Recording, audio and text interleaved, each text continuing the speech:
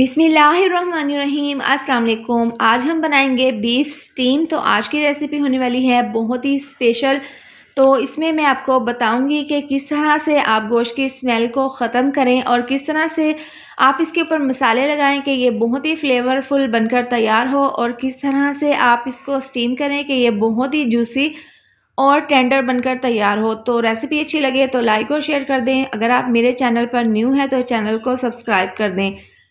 Recipe अच्छी लगे तो आप अपनी फैमिली और दोस्तों के साथ शेयर करें। तो चलिए इसको बनाना शुरू करते हैं। बीफ स्टीम बनाने के लिए बीफ हमने लिया है 3 किलो, और देखें अभी मैंने इसको वॉश नहीं किया, नॉर्मल साइज़ की हमने इसकी बोटियां बना ली हैं। इसमें हम थोड़ा बहुत हड्डी का भी इस्तेमाल करेंगे। तो देखें अब इसकी हमने स्मेल को ख़त्म करना है, तो इसके लिए हम इसके अंदर डाल देंगे तकरीबन 4 से 6 चम्मच सफ़ेद सिरका। हाफ़ कप ये सफ़ेद सिरका है। ये डालने के बाद 2 से 3 चम्मच इसके ऊपर हम नमक डाल देंगे। ये दोनों चीज़ें डालने के बाद हाथों से हमने इसको अच्छे से इस तरीके से मसल लेना है, और इस तरह से ये लगा लेने के बाद सिरका और नमक इसको हमने 1 घंटे के लिए रेस्ट के लिए रख देना है।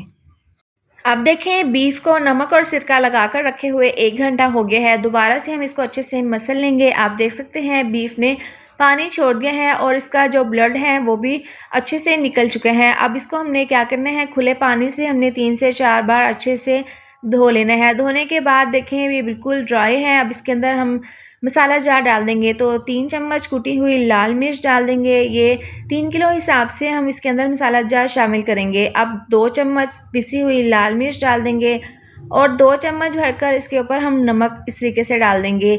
1 चम्मच हल्दी पाउडर, और साथ में डाल देंगे 3 चम्मच धनिया पाउडर। ये डालने के बाद 2 चम्मच डाल देंगे पिसा हुआ गरम मसाला। इससे बहुत ही अच्छी सी खुशबू आएगी। और ये डालने के बाद 2 से 3 लेमन का रस इसके अंदर निचोड़ देंगे। इससे बहुत ही अच्छा सा फ्लेवर आएगा।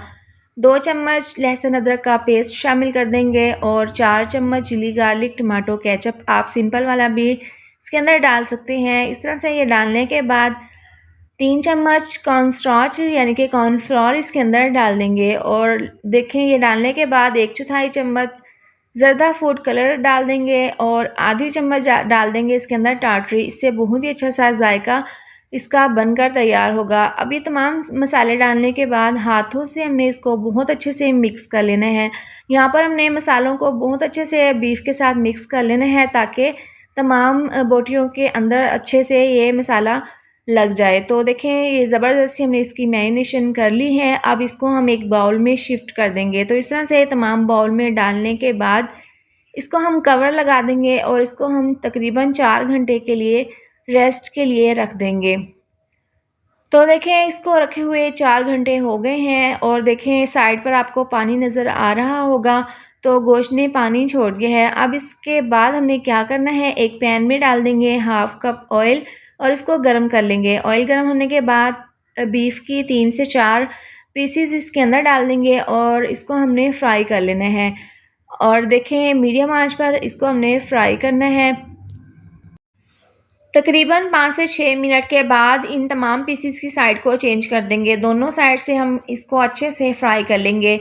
तो देखें ज़बरदस्त सा दोनों साइड में कलर आ गया है। तो इनको हम निकाल लेंगे, और बारी बारी इसी तरह से हम इनको फ्राई कर लेंगे। तो देखें अभी हाफ़ हमने ये पीसीस फ्राई की हैं, बाकी के भी इसी तरह से हम कर रहे हैं।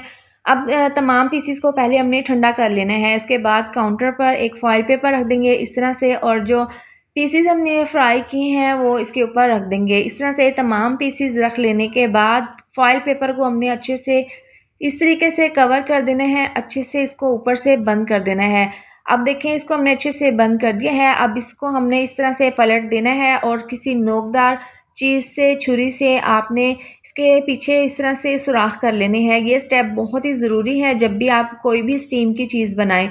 तो इस तरह से काफ़ी सारे कट्स लगा देंगे, ताकि अंदर तक स्टीम जाए और बहुत ही बीफ जूसी और टेंडर बनकर तैयार हो। तो इस तरह से ये निशान लगा लेने के बाद देखें हम इसको साइड पर कर देंगे, और यहाँ पर एक अदद ले लेंगे प्रेशर कुकर। इसके अंदर स्टैंड रख देंगे। इस तरह से सुराखों वाला आप स्टैंड रख दें। अब देखें इसके अंदर हमने पानी इतना डालना है, 4 या 6 गिलास इतना आपने पानी डालना है कि जो हमने इसके अंदर स्टैंड रखा है पानी इससे थोड़ा सा नीचे ही रहे।